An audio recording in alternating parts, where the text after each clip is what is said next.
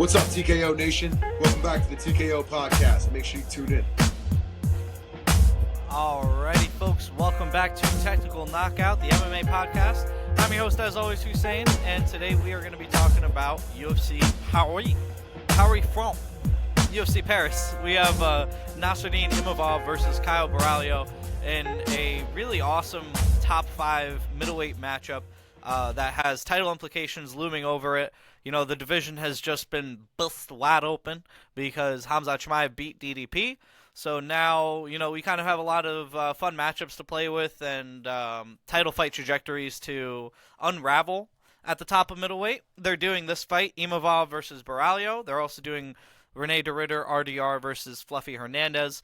And, you know, the logic is that the best or most, you know, exciting electric performance out of these 4 fighters in these 2 fights will get the next title shot against Khamzat Chimaev. So I'm really pumped for this matchup. There's a lot of high stakes riding on this one. So I'm excited to see how it plays out. And honestly, you know, stylistically, even if these guys were unranked, I'd really be excited for this matchup because it's a very interesting style matchup. And yeah, I mean, there's some other really fun fights on the card. A couple of fights that may be like squash matches, a couple of fights that seem like fun matchups. And then really interestingly, there's a few like regional European champions coming on this card for their UFC debut, so that's fun. You know, we have an Octagon champion. I think he was a double champ there, Loseni Kita. We also have a KSW champ. We have a couple Cage Warriors champs. So it's a pretty sick card.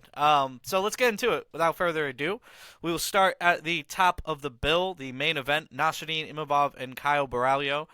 This is a fight that I've been really excited for a few months, you know, since they've announced it, or even just since I've seen their 2 names at the top of the division.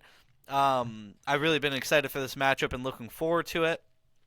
If you guys aren't familiar with these 2 fighters, Nassourdine Imavov is a tall, lanky striker. He has good power in his right hand, you know, decent kicks, but really his hands do most of the talking.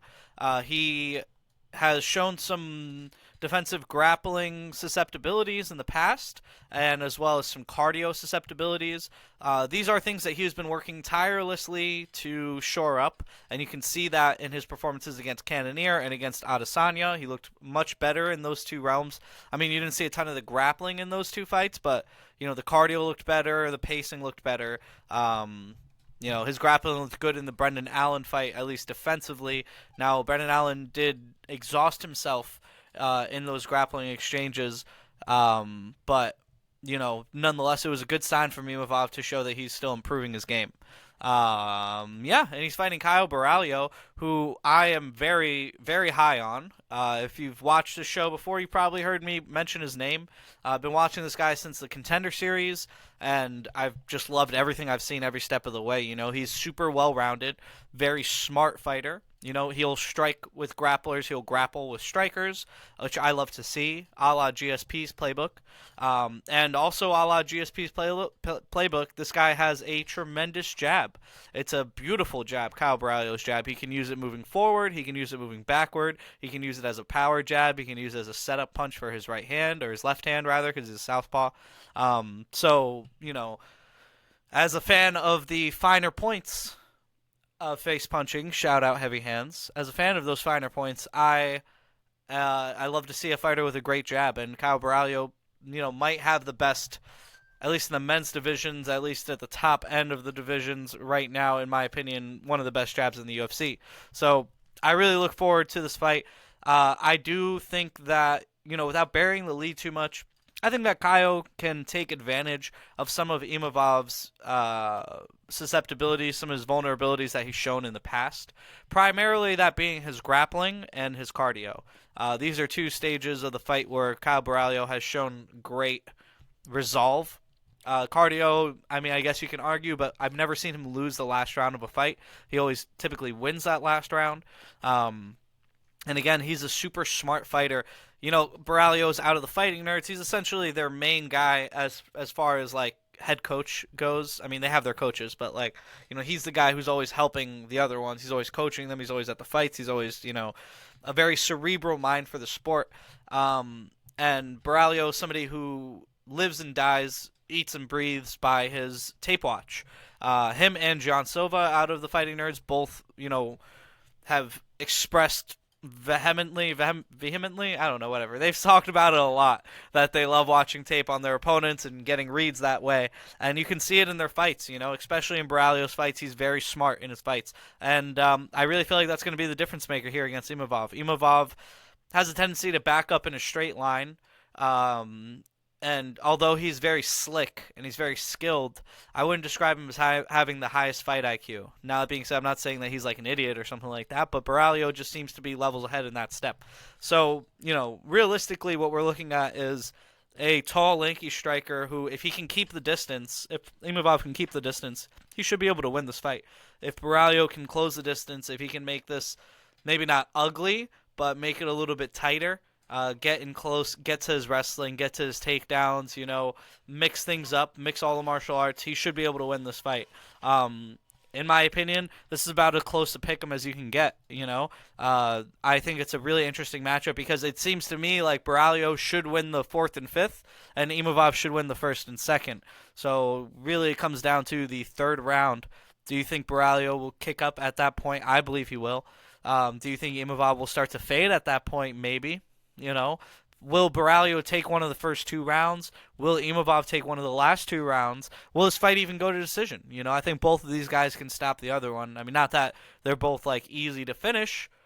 I can't think of any time that either of them have been finished, but they're both that potent on their offense that I could see it going down. But I think more often than not, this fight goes to decision, and I do believe that Borralio should be able to pull ahead enough late in the fight in order, in the 3rd, 4th, and 5th, to win this fight, to win this decision on the scorecards. He may even find himself in a position for a late finish, maybe a late knockout, maybe a late submission. I do not believe in Imavov's cardio. It's something that has kind of forsaken him in the past, and although he shored up a lot of his pacing issues, I still saw him breathing very heavily out of his mouth against Brendan Allen, and although he did win that fight and he didn't lose a round or anything, it gives me some pause when he's fighting somebody as smart, as well-rounded, and as, patient as Borralio.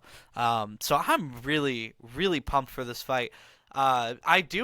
Like I've said before, I'm a huge believer in Kyle Borralio. I do think he's going to be a champion one day. But if I had to look at the top 5 and tell you what I think his toughest fights would be out of these guys, Imavov is right up there. And then I think, obviously Hamzat is a very tough matchup because he's just poses different problems than everybody else does.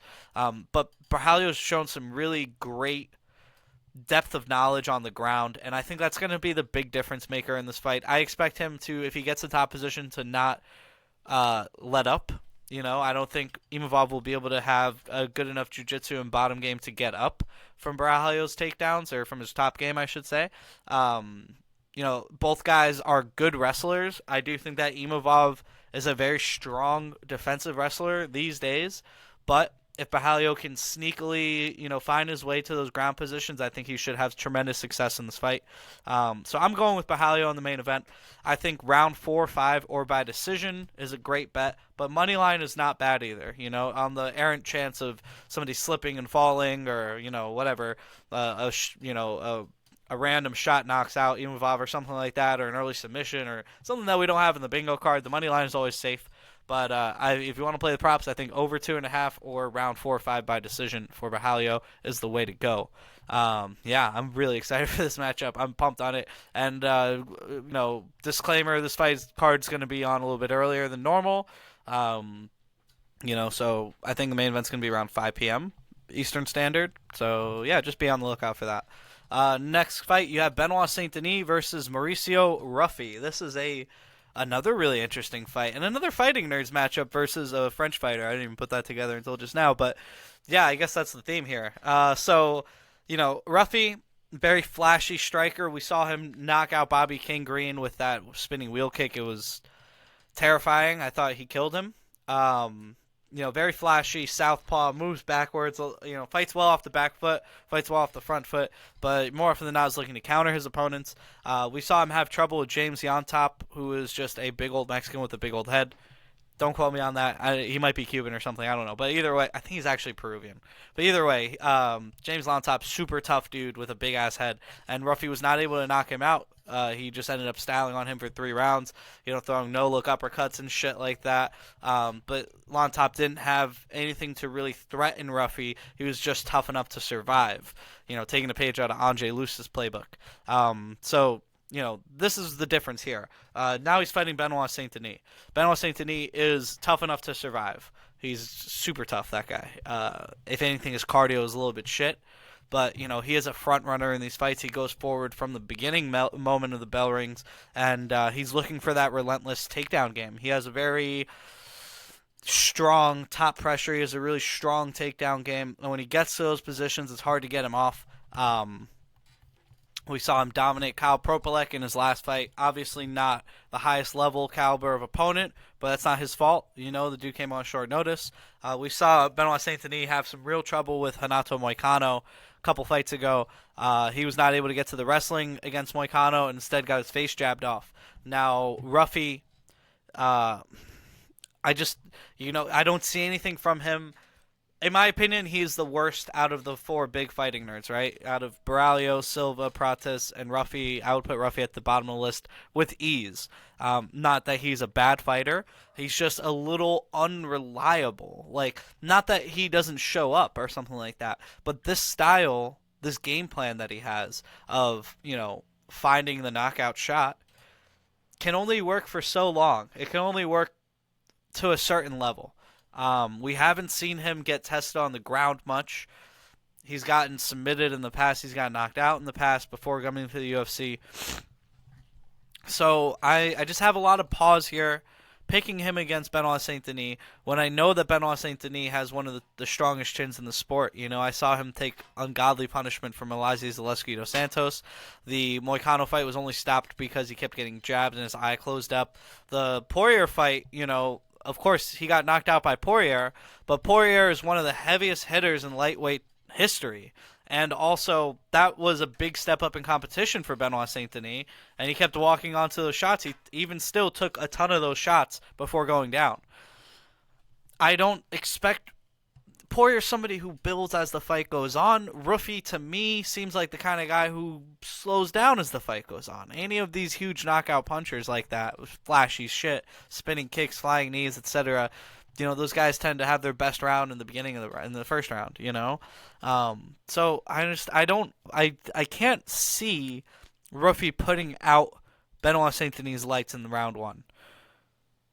That being said, if he cannot get the knockout, but just puts in a tremendous amount of damage on Benoit Saint Denis. Saint Denis has gotten tired before. He may get exhausted here, and Ruffy can put him away in the second or third, or just win a lopsided decision.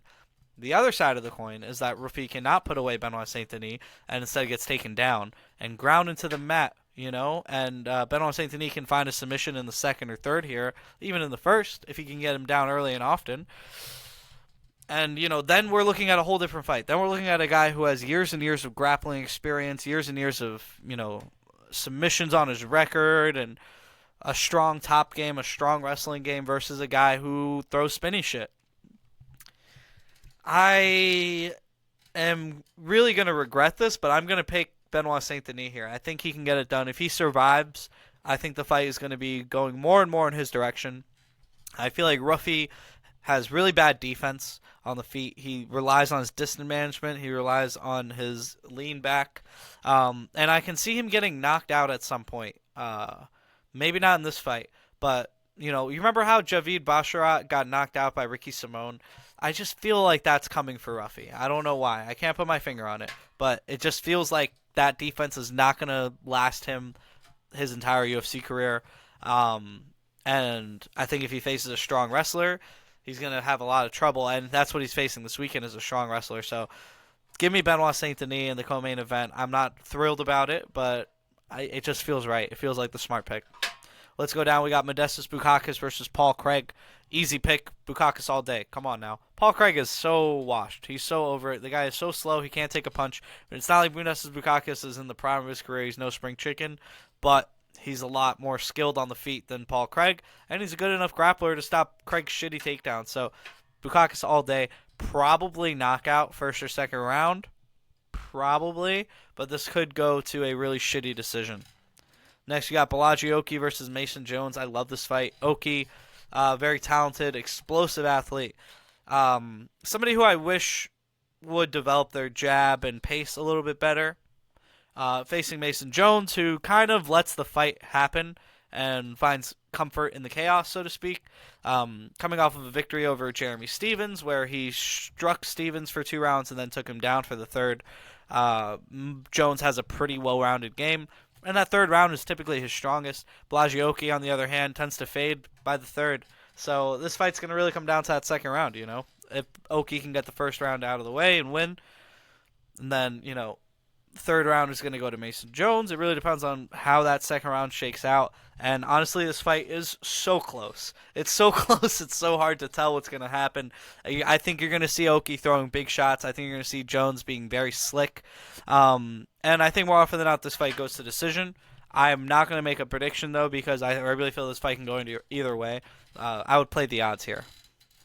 Or just bet the over 1.5. Next, you have Axel Sola, one of the champions coming in on debuting on this card, versus Reese McKee, another former Cage Warriors champion. I'll be honest, I don't know a ton about Sola, so I'm just excited to watch this fight and see if Reese McKee can keep his winning ways going. Then you have Patricio Pitbull versus Locene Kita. Now, this is a guy who has been, he popped up on my radar because this fight got announced, but I see a lot of great MMA content creators doing work about him, so I, did a little research myself, and I am really excited for this guy's debut. I'm really excited for this fight. I think, hold up. Sorry. So I'm really excited for this guy's debut, Kita. And I think he has a style that can punish Patricio Pitbull at this stage of Pitbull's career. Kita is a little bit of a wild man and a very decent anti-wrestler. He likes to pressure people until they shoot, and then he'll sprawl on them and put damage on them on the feet. I'm not sure that Pitbull will be doing much offensive wrestling in this fight. I think he's going to take a more counter-punching. Pitbull, in my eyes, is essentially where Rafael Sansao was maybe 10 years ago.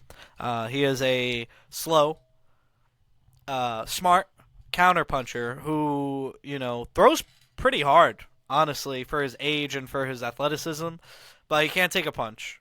And he has good grappling, but it's not something that he's really going to press too hard. So, in my opinion, I think this is Kita's fight to lose. I think Kita, he certainly has the speed advantage. He certainly has the athleticism and youth advantage. If he can, pressure Pitbull and land enough volume early, I think he may be able to find a knockout in the second or third. If not, just win a decision based on volume. But honestly, man, this guy is a little bit of a spaz, Kita. And, if he spazzes and hits Pitbull really hard, really fast, he could put Pitbull's lights out. Pitbull's been knocked out a few times over these last few years. The one that sticks out to me is the one against Chihiro Suzuki, but he also got dropped bad against Sergio Pettis and then submitted, I believe it was. I don't trust Pitbull at this stage of his career, and I think Kita should be able to get this done. I don't know if I'm ready to take the stab on the knockout prop, but it's definitely something worth putting a flyer on. Next, you have William Gomez versus Robert Ruchala. Robert Ruchala. All right. I'm not familiar. But Gomez, I hate him. I hope he loses. The guy's boring as shit. He doesn't like to fight. He likes to run away. And I don't like that kind of discourse, but that's really what he does. Next, you got Omar Sy versus Brenson Ribeiro. This is a gimme fight for Omar Sy after a huge fumble in his last fight against Alonzo Menefield. He draws Brenson Ribeiro here, who has no chin. Sy should be able to knock him out, but you never know these days. Then you have Marcin Tybura versus Ante Delija. I'm really excited for this fight, man. Delija, I don't know, but Delija.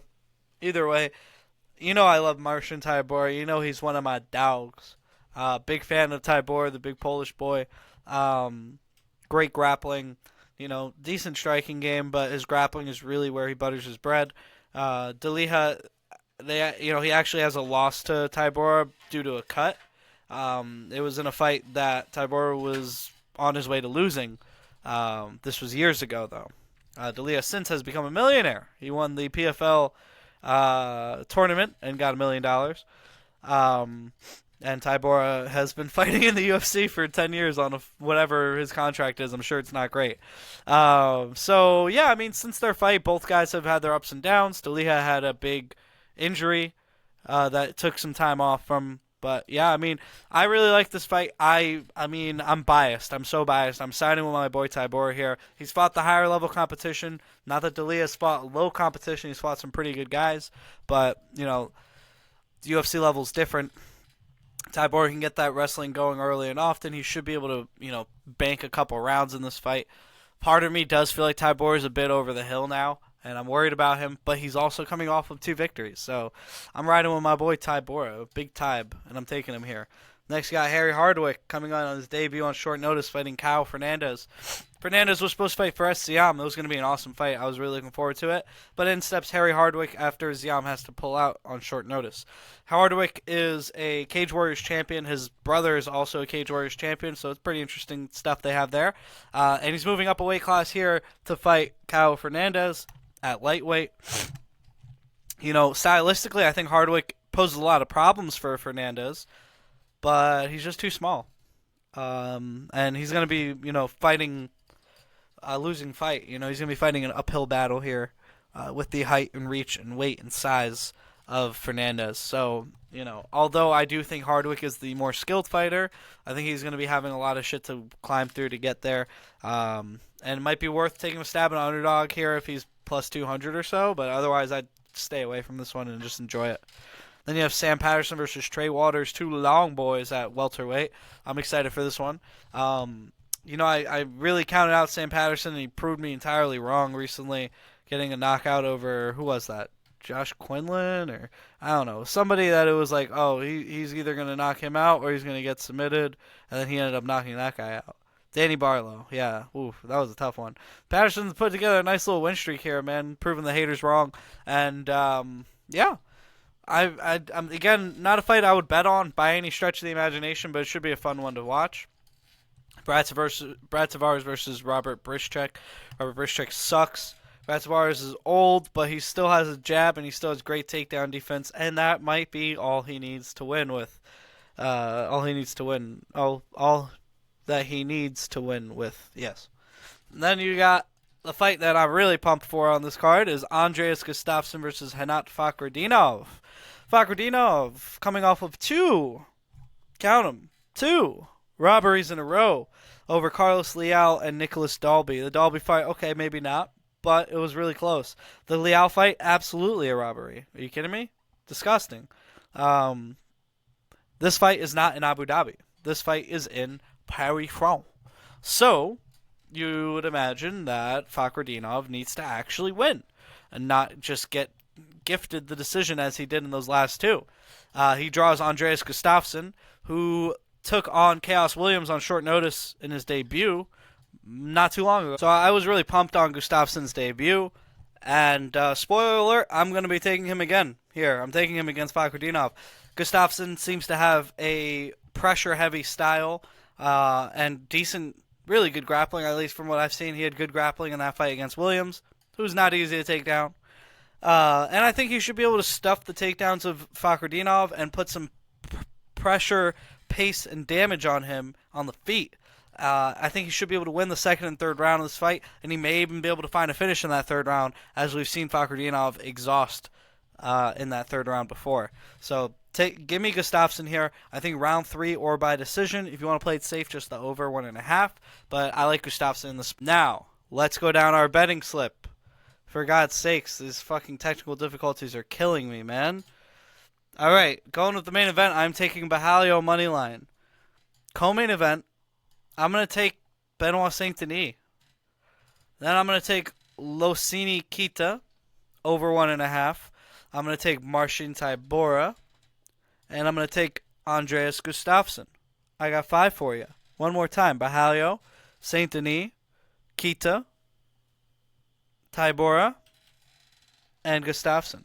If you want to hedge, I think Daliha by KO rounds 1 or 2. I think Ruffy round 1 KO just in case. Imavov by decision. These are the hedges I would do. But ultimately, I'm going Bahalio moneyline or 4-5 decision. Saint Denis moneyline or second and third round submission. Kita moneyline or rounds 2 and 3 KO. And Tybura moneyline or by decision. And Gustafsson moneyline or rounds 2 and 3 KO. Thank you very much for watching. I appreciate you. This has been exhausting because of these technical difficulties, but I love you guys and I appreciate your patience.